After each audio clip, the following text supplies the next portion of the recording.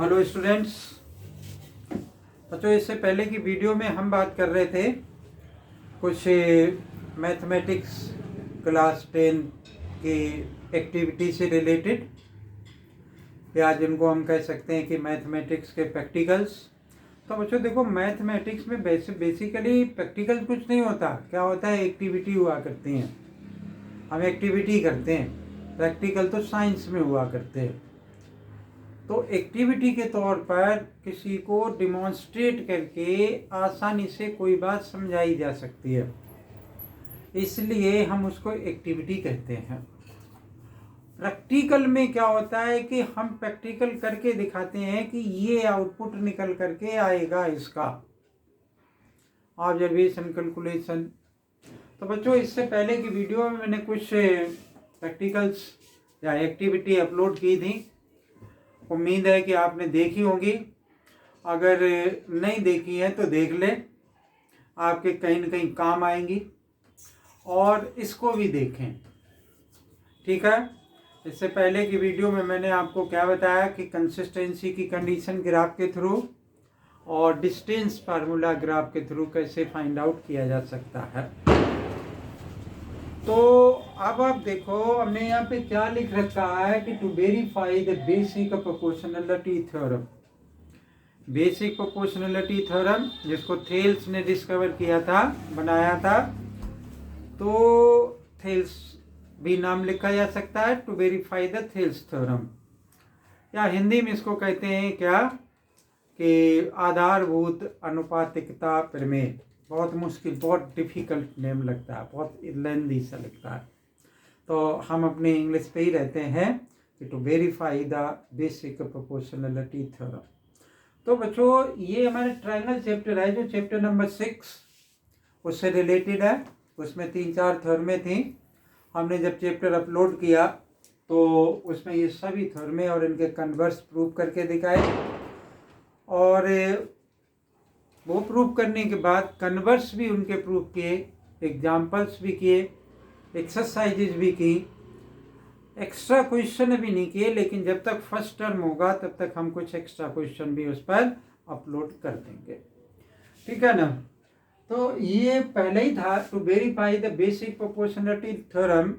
ये तो एम है एक्टिविटी का। तो हमने इससे पहले बताया आपको कि क्या क्या हेडिंगें हम इसमें पुटअप करेंगे। इसके बाद क्या होगा कि pre request knowledge. Pre request knowledge मतलब क्या हुआ हमारा कि इस एक्टिविटी से पहले, इस एक्टिविटी में जो यूज होगा उसके बारे में आप क्या जानते हैं या नहीं जानते हैं। तो मैंने यहाँ पे क्या लिख दिया कि प्री रिक्वेस्ट नॉलेज,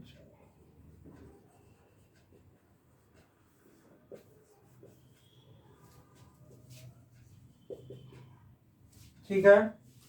तो प्री रिक्वेस्ट नॉलेज में आपको एरिया ऑफ द ट्रायंगल निकालना आना चाहिए। एरिया ऑफ ट्रायंगल कैसे निकलता है। सिमिलरिटी के बारे में जब ये टॉपिक शुरू हुआ हमारे क्लास चैप्टर 6 में, तो सबसे पहले सिमिलरिटी की बात हुई थी। तो सिमिलरिटी ऑफ ट्रायंगल्स बताया था कि सिमिलरिटी ऑफ ट्रायंगल्स, ठीक है। अगर आपको नहीं कंफर्म है तो मैं थोड़ा सा हिंट यहाँ पर दूंगा कि अगर दो ट्रायंगल्स हमारे सिमिलर होंगे तो कैसे सिमिलर होंगे। इसके लिए आपको 3 कंडीशंस हमने सिमिलरिटी की कराई है कि ट्रिपल ए और double A, side angle side, और triple S, side side side, ठीक है। तो वो आप देख सकते हैं। तो area of triangle, similarity of the triangles. तो सिमिलरिटी ऑफ ट्रायंगल्स, अगर दो ट्रायंगल्स सिमिलर हो गए तो क्या होगी कि करेस्पॉन्डिंग साइड सेम रेशियो में होंगे, और जो हमारे करेस्पॉन्डिंग एंगल्स होंगे वो क्या होंगे, इक्वल होंगे। अच्छा बच्चों देखो, अब बात ये है कि यहाँ पे क्या लिख दिया हमने, verify the basic proportionality theorem. Verify basic proportionality theorem हम करेंगे तो तब जब हम जाने के बेसिक प्रोपोर्शनलिटी थ्योरम है क्या, तो उसका स्टेटमेंट आपको पता होना चाहिए। तो स्टेटमेंट में क्या था बच्चों कि एक ट्रायंगल है हमारे पास, ठीक है।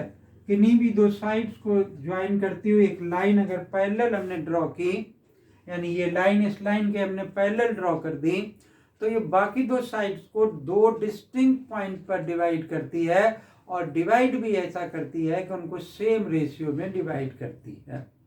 ठीक है, या फिर हम कहें कि in a triangle a line draw a parallel to the one side of a triangle intersects other two sides at two distinct point, divides them into the same ratio।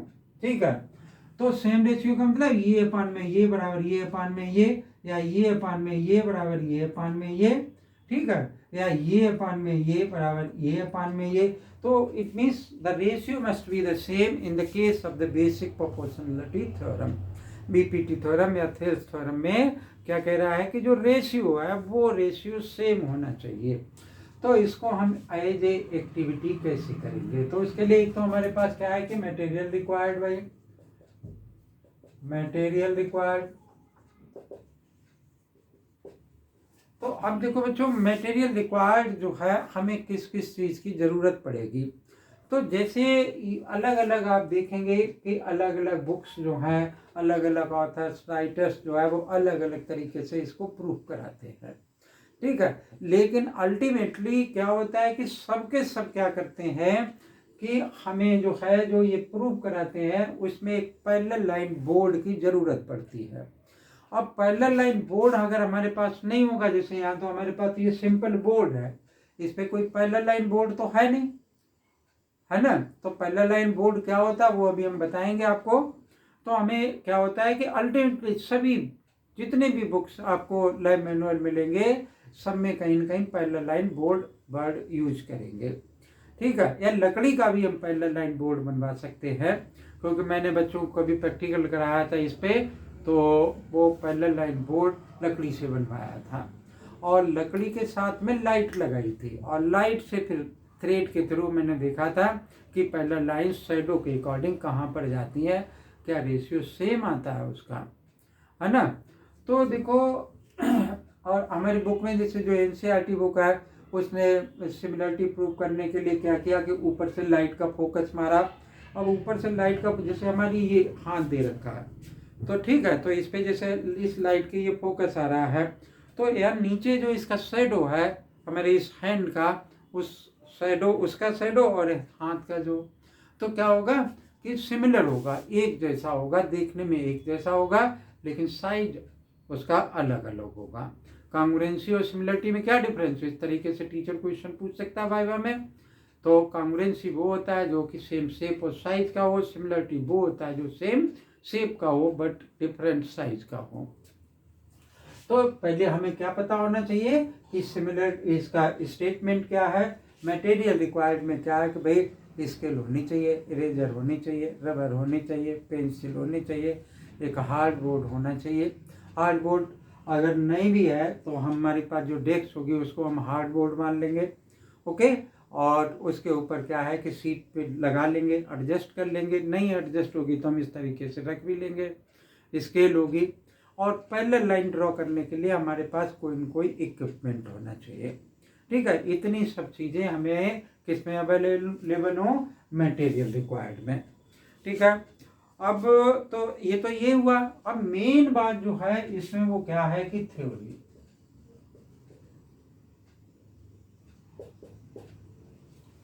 इसकी जो थ्योरी होगी बच्चों वो क्या होगी, भाई देखो बच्चे इसकी थ्योरी सपोज कर लो कि ये हमारे पास एक ट्रायंगल है ABC और DE। जब हमने ये थ्योरम प्रूव कराई थी तो यहाँ से एक परपेंडिकुलर इस पे ड्रॉ किया, एक परपेंडिकुलर इस पे ड्रॉ किया, ठीक है। तो थ्योरी में हमारा क्या है, और इसको इससे ज्वाइन किया, इसको इससे ज्वाइन किया, ठीक है। तो वहाँ हमने क्या किया था कि ये P ले लिया, मान लो कि ये Q ले लिया। तो हमने जो हमारा इस थ्योरम में जो प्रूफ होकर के आता है वो अल्टीमेटली हमने किसी न किसी तरीके से नहीं, हमने उसको प्रूफ ही किया था। तो वो प्रूफ इस थ्योरम में आएगा। तो इस प्रूफ को हम यहाँ पर करके, तो हमें वैसे क्या है कि हमने, अगर आपको देखना है तो आप वो वीडियो देख लो। अदरवाइज क्या है कि area of triangle ADE divided by area of triangle क्या लिख लिया BDE, ठीक है। ऐसे area of triangle ADE divided by area of triangle क्या लिख लिया CDE। ठीक, तो इनका ट्रायंगल का एरिया हमारा क्या था कि हाफ था, और ये P लिख लिया, अल्टीट्यूड है, इनटू AD लिख लिया, डिवाइडेड बाय हाफ आ गया, PE आ गया, इनटू BD आ गया। ऐसे ही हमारा क्या आ गया कि हाफ आ गया, DQ आ गया, इनटू AE आ गया, डिवाइडेड बाय हाफ क्या आ गया, DQ आ गया, मल्टीप्लाइड बाय CE आ गया। देखो DQ और ये कैंसिल हो गया, इसमें AD अपान में BD बचा और AE अपान में CE बचा। तो जब ये थ्योरम प्रूव कराई तो इसमें आपको बताया कि ये वाले ट्रायंगल का एरिया इस वाले ट्रायंगल का एरिया कैसे इक्वल है, कि अगर दो ट्रायंगल सेम बेस और सेम पैरेलल्स के बीच में है तो उनका एरिया कैसा हो जाएगा, इक्वल हो जाएगा। तो ये लाइन इस लाइन के पैरेलल है, तो जब ये लाइन इस लाइन के पैरेलल है तो इसका एरिया इस वाले के इक्वल होगा। इक्वल होगा तो ये भी इक्वल हो गया, ये तो इक्वल है ही। तो इसका मतलब क्या होगा, AD अपान में BD is equal to AE upon में CE। इस तरीके से ये रिजल्ट आ जाएगा। तो बच्चों मुझे अल्टीमेटली यही बात प्रूव करनी है, AE अपान में CE। ठीक है, तो इसको हम क्या लिखेंगे, थ्योरी में लिखेंगे। ठीक है, तो pause the video and copy it, then we have to move the procedure of this activity.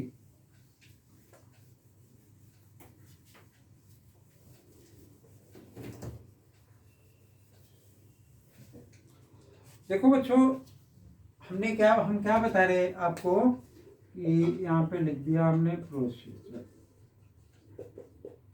एक ट्रायंगल बनाया, थोड़ा बड़ा सा बनाना।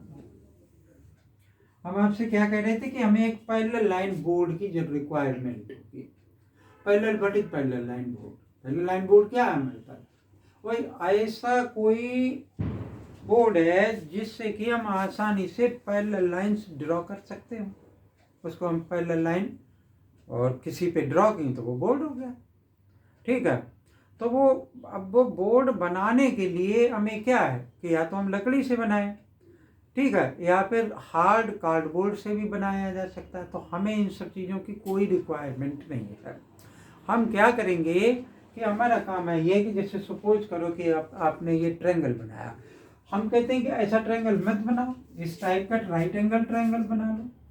तब भी रेशियो, तो अगर मैथमेटिकली ये प्रूव्ड है तो रेशियो इस केस में भी सेम आएगा। तो आप क्या करेंगे, इस पर स्केल रख लें, और जो हमारा क्या होता है कि आपने देखा होगा कि ज्योमेट्री बॉक्स में एक सेट स्क्वायर होता है जिससे सबसे पहले क्लास 6 में पैरेलल लाइन बनाना सिखाई जाती है। ठीक है, आप उससे क्या करो कि एक स्केल यहाँ रख दो या एक सेट स्क्वायर यहाँ रख दो और दूसरे सेट स्क्वायर से ऐसे पैरेलल लाइंस बना लो, तो ये हमारा क्या बन जाएगा, पैरेलल लाइन बोर्ड बन जाएगा। ठीक है, तो हमने मान लो कि ऐसे कुछ पैरेलल लाइंस बना ली इस पे, या इसमें भी बना ली इसी तरीके से कुछ पैरेलल लाइंस। आप कहें सर जी इसमें तो स्ट्रेट थी इसलिए बन गई, इसमें कैसे बनेगी। वही कौन कहता है कि ये स्ट्रेट ही होनी चाहिए। वही मैंने यहाँ पे एक स्केल रखी और एक सेट स्क्वायर यहाँ रखा, तो 90 डिग्री का एंगल इस तरीके से बन जाएगा ना। अब 90 डिग्री का एंगल, इसको आप ऊपर की तरफ खिसकाते रहिए और लाइनें खींचते रहिए।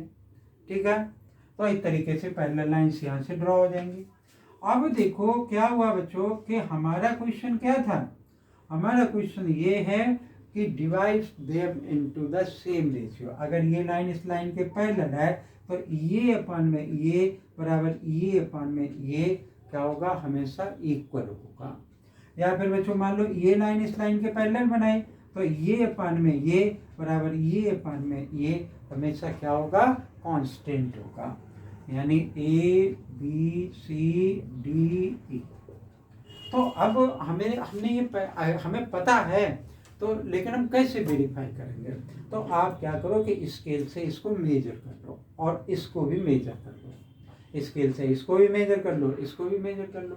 सपोज करो कि ये कितनी आई, 2 आई और ये 3 आई, ये कितनी आ गई मेरी, 5 आ गई। ठीक है, अब 5 4 लिख लेता हूँ तो इजी रहेगा। तो ये हमारी कितनी यहाँ से यहाँ तक हो गई, 6। तो 2/4 इज इक्वल टू 1/2 और 3/6 इज इक्वल टू क्या हो जाएगा, 1/2, रेशियो सेम हो गया, रेशियो सेम हो गया। ठीक है, तो इससे इसका कन्वर्स भी प्रूफ हो जाता और वैसे भी प्रूफ हो जाता। ऐसे ही सेम कंडीशन यहाँ पर है।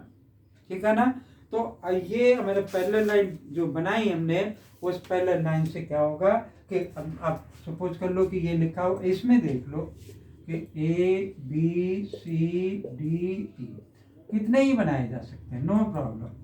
ये बन गया, इसको यहाँ से यहाँ तक मैंने मान लिया कि ये 5 है, और ये मैंने कितना मान लिया कि 2.5 मान लिया। ओके, और ये मैंने यहाँ से यहाँ तक कितना कंसीडर कर लूँ कि रेशियो सेम होना चाहिए, तो मैंने 2/, बना रहा है यहाँ पे 6 मान लिया, तो ये यहाँ पे 3 होगा। तो ये हमारा क्या हो गया, 5/2.5 = 6/3। उल्टा भी कर दें तब भी रेशियो सेम रहेगा। ओके, तो इस तरीके से क्या है कि इनकी मेजरमेंट हमें जो हमारा रिजल्ट होगा, ऑब्जर्वेशन होगी, उसमें लिखेंगे, रिजल्ट में बताएंगे कि ये देखो इक्वल आया, तो ये अपान में ये बराबर ये अपान में ये हो गया। तो ये हमारा क्या बन जाएगा कि बेसिक प्रोपोर्शनैलिटी थ्योरम प्रूफ हो जाएगी। ओके, अब देखो, अब आपको कि इसका भी सर जी यूज कहाँ होता है, तो यूज अब वैसे तो नहीं यूज हम आपसे पूछेंगे, लेकिन इससे क्या होता है कि जो हमारी सिमिलरिटी ऑफ ट्रायंगल्स है, उसके जो क्राइटेरिया है, वो क्राइटेरिया भी वेरीफाई हुआ करते हैं।